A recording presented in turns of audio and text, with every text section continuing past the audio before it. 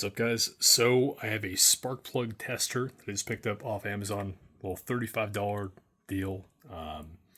Very basic, but it's going to show you guys the difference of a resistor plug versus a non-resistor plug. That's in reference to a CDI system compared to a inductance system. And then we have different types and how that ground strap design might work differently. So these are 3 common plugs that I choose that work for me. Take a look. So, little simple spark plug tester. You're going to notice that this base, let me take this up. This base is going to be showing a grounding issue between the hex and this, and I've elevated this as high as I can to make that work. And so when I kick this on, you're going to see that ground strap has a slant. That one is a flat. And that one is a slant as well. All right, let's take a look here. You're going to see that this thing does not show a signal because the way that these are working is some have resistors, some do not. Now, if we look down here, we're going to see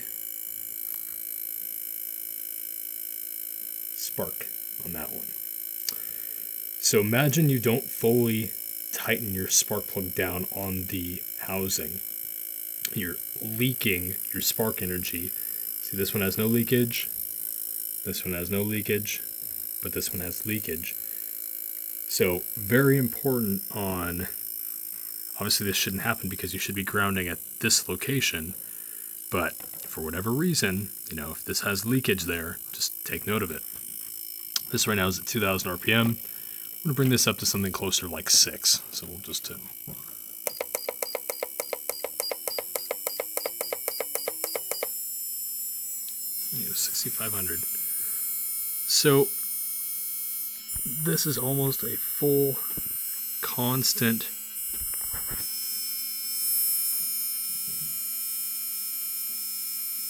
nice tight kernel. Surprisingly enough, this is one of the big power ones, and this, let's see if I can get another, I keep getting the wedge of it because it's so tall. This one looks the worst of the 3.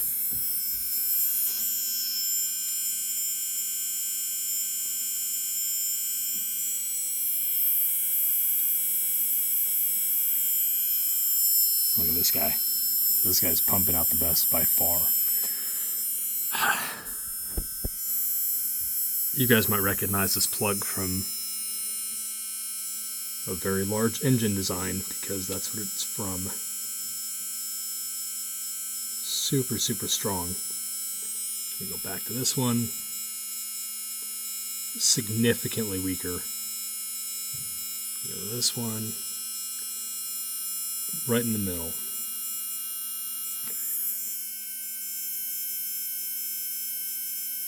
Okay.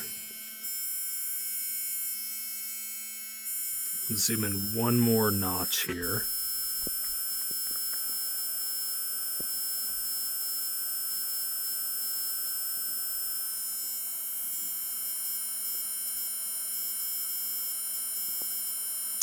Interestingly enough, you can see that this tip, being a smaller tip design, is retaining more heat.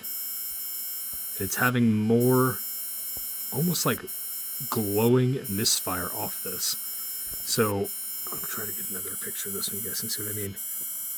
This one has a really, really nice location and kernel. This one here almost has like a heat flare off of this tip. So I wonder if this ground strap being sharp and this tip being small, you can kind of see the glow. It's like an orange glow. Let's see if I can get it back. Very interesting. Here we go, back to this guy. This is like super clean. And if you can notice, this is actually the quietest plug, which is a weird thing. So this machine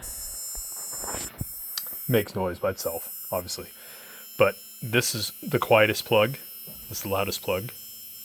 just weird things to take note of, right? And as we go up in RPM, 8,000, 8,500. This is what Rotary is going to be doing all the time. 8,500. Damn near constant, right?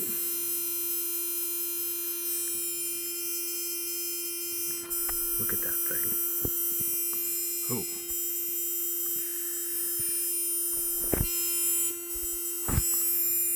I lost it there.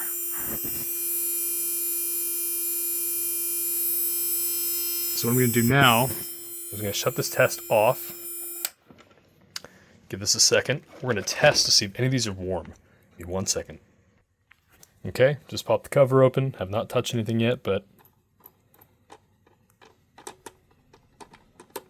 no heat whatsoever. Good.